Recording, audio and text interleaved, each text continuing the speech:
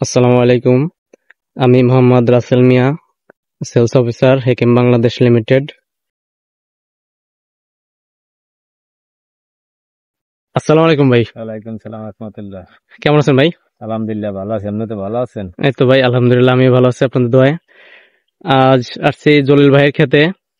উনি এখানে, আপনি কি জাতে ধান করছেন এখানে ভাই? এই হেকিম বাংলাদেশের 89 দান করছি আমি। এটা কি ভিত্তি 89? হ্যাঁ, ব্যক্তি 89। আহ, এখানে আপনার কতটুক জমিতে হেকিম বাংলাদেশ লিমিটেডের এক ধান করছেন? বিঘা 1 বিঘা। এটা আপনার কি কি স্প্রে করছেন?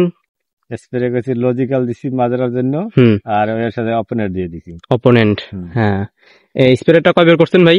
2বার। 2বার। এখন আপনার, এখন তো ধান প্রায় কাটার মতন টাইম হয়ে গেছে। হ্যাঁ, এখন আপনি কেমন ফলন আশা করতেছেন? ভালোই ফলন হইব আশা করি। ফলন ভালো হবে? হ্যাঁ, ভালো ফলন হইব, ধানও ভালো হয়েছে, কোনো ই নেই, এক ছাড়া ধান হয়েছে, অনেক ভালো হয়েছে। হ্যাঁ, আমরাও তাই সেটাই দেখতেছি। এখানে হুম, আপনার এখানে ভিজিট করতে আসছিলাম, তো সবার ক্ষেতের থেকে আপনার এই ধানটা আলহামদুলিল্লাহ অনেক ভালো হয়েছে। আশা অনুরূপ ফলন পাবেন ইনশাল্লাহ। আর 89 ধানটা এমনিতে কেমন লাগছে আপনার কাছে? না, 89 ধানটা অনেক ভালো।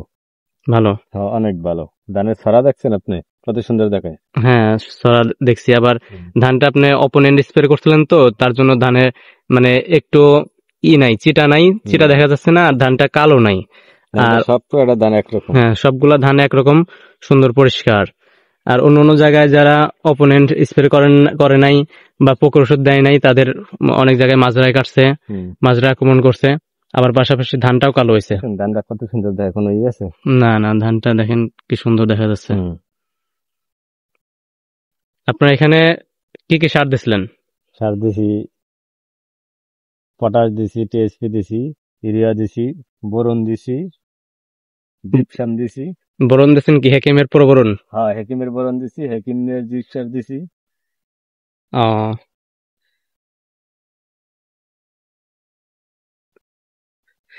ঠিক আছে ভাই, তো ভালো থাকবেন। আসসালামু আলাইকুম। ওয়ালাইকুম সালাম, আপনারা ভালো থাকেন। ইনশাল্লাহ।